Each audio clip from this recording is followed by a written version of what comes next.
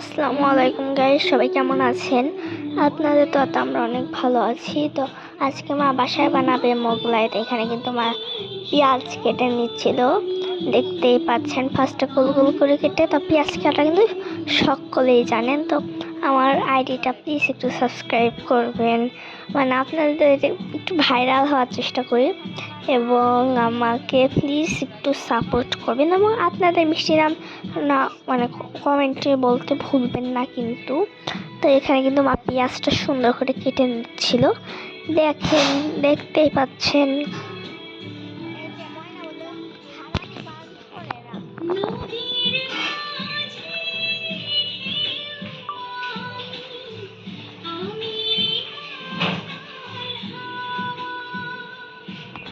আমি রেসিপিগুলো বলে দিই।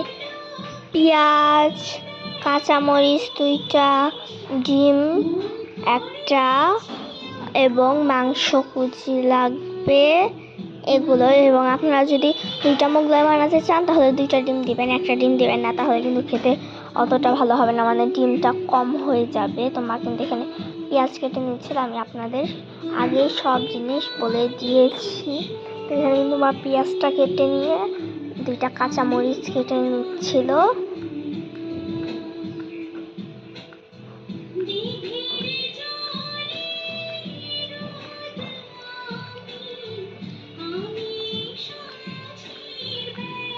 একটা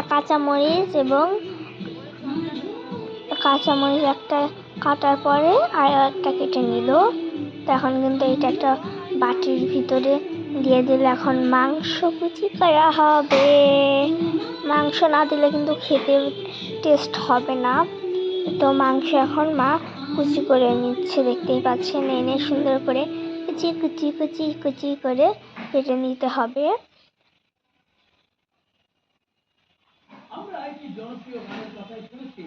মাকে এখানে মাংসটা কুচি করে কেটে নিল, এখন ওই বাটিটার ভিতরে দিবে, এবং দিবে ওই যে ডিম দেখতে পাচ্ছেন, এই ডিমটাই যাবে এইটার ভিতরে। আমি কিন্তু হাত দিয়ে সেটাই দেখে দিচ্ছিলাম যে এই ডিমটা যাবে এইটার ভিতরে। তো চলো, ডিমটা ফাটানো বাদে দেখা হচ্ছে।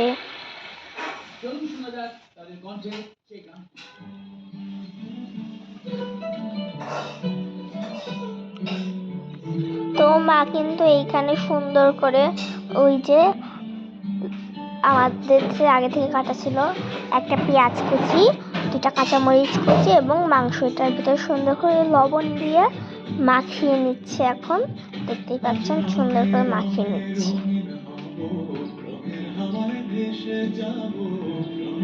অনেক সুন্দর করে কিন্তু মাখিয়ে নেবেন।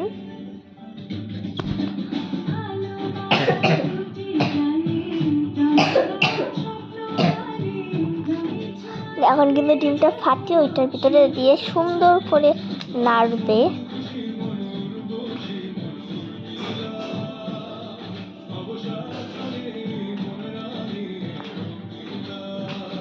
তো শীত কিন্তু পড়ে গেল, আপনারা শীতে কে কে কোথায় ঘুরতে যাবেন আমাকে কমেন্ট করে বলবেন।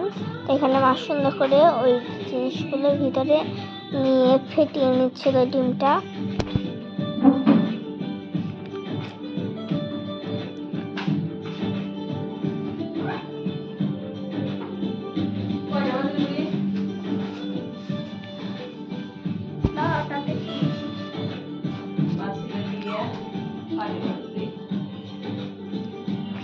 সুন্দর করে এখানে ফেটিয়ে নিচ্ছিল, এবং আগের থেকে নুন, সরি এটা আমি ভিডিও করতে পারিনি, আগের থেকে লবণ, পরিমাণ মতো লবণ এবং আটা দিয়ে একটা ডো বানিয়ে রাখা হয়েছিল, মানে 10-15 মিনিট রাখছে। তো এখন মা এটা দিয়ে সুন্দর করে রুটি বেলার মতো বেললেও আটা দেবেন, আটা দিয়ে তো রুটি হয়ে গেল। একটু সাবধানে বেলে নেবেন, আমার মার দেখেন তো একটু সাবধানে বেলে নেবেন,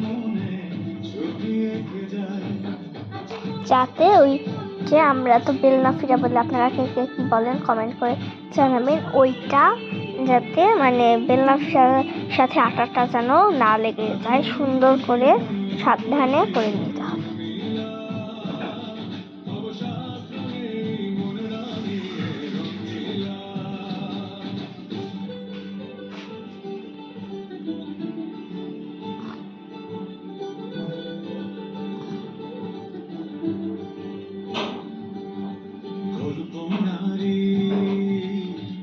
তো মা কিন্তু এখানে সুন্দর করে একটা রুটি সুন্দর করে আটা ছাড়া বেলে নিল। এখন ওই যে ডিম, লবণ এবং মাংস, পেঁয়াজ কুচি এবং মরিচ কুচির ভিতরে যে সুন্দর করে মাখিয়ে রাখছিল ওইটা মিশ্রণটা এখন এটার ভিতরে ঢেলে দিবে।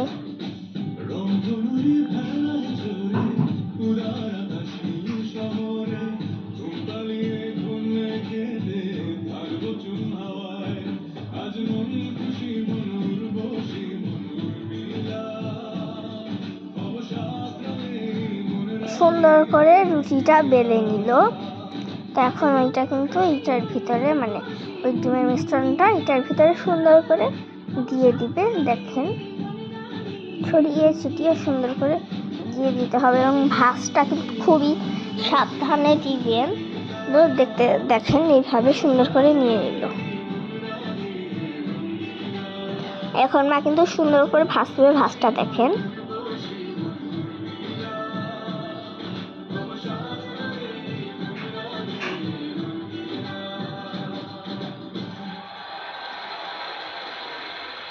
ওই রকম ভাবেই দিবেন যাতে ডিমের মিশ্রণটা না বেরিয়ে যায়।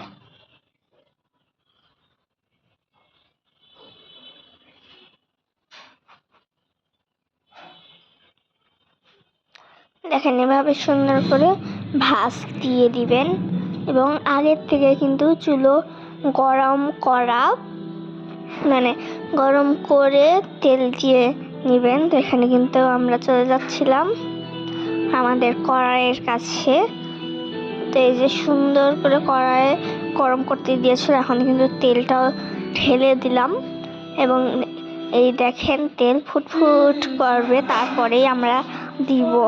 তো এখানে কিন্তু মানে ঢাকনা যে ঢাকা ছিল ওইটা বিষয় না, আসলে ওই যে এইটা ওইখানে থুলো ঢাকনাটা কিন্তু ঢেকে থুবেন না ভুলেও।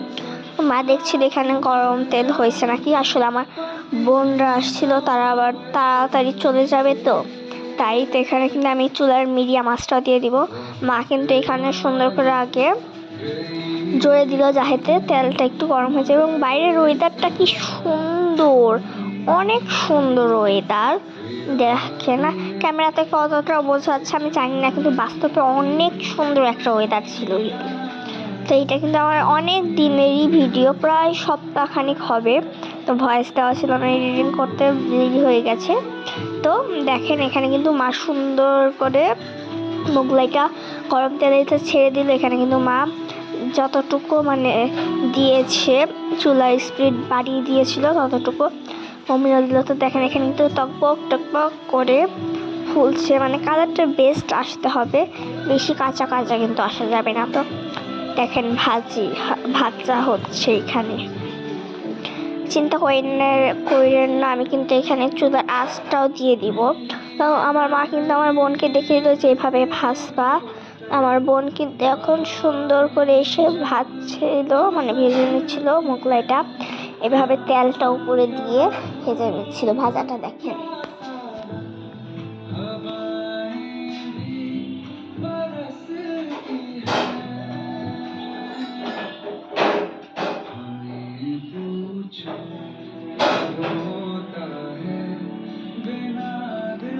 এখানে কিন্তু সুন্দর করে ওই সাইডটাও কালার আসছে, এই সাইডটাও হালকা হালকা কালার চলে আসছে। তো এখানে কিন্তু এই যে এইরকম চুলার আঁচটা থুবেন, ঠিক এইরকম, এটার বেশি থুবেন না। তো হ্যাঁ সুন্দর করে আপুন দিয়ে দিচ্ছিল, মানে ভেজে নিচ্ছিল সুন্দর করে।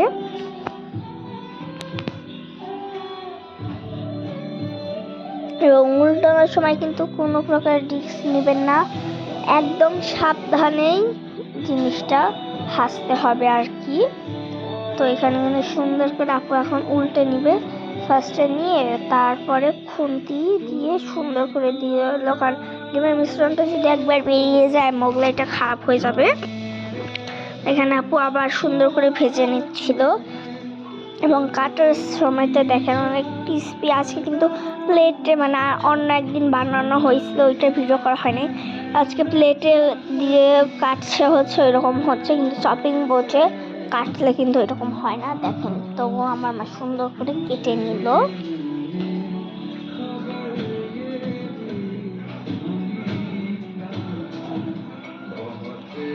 একদম দোকানের মতো করে সস দিয়ে মানে খেয়েছি, এতই মজা।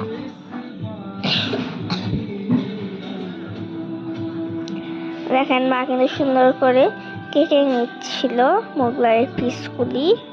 তো সবাই ভালো থাকবেন, সুস্থ থাকবেন, আল্লাহ হাফেজ, দেখা হচ্ছে নেক্সট ব্লগে, বাই বাই।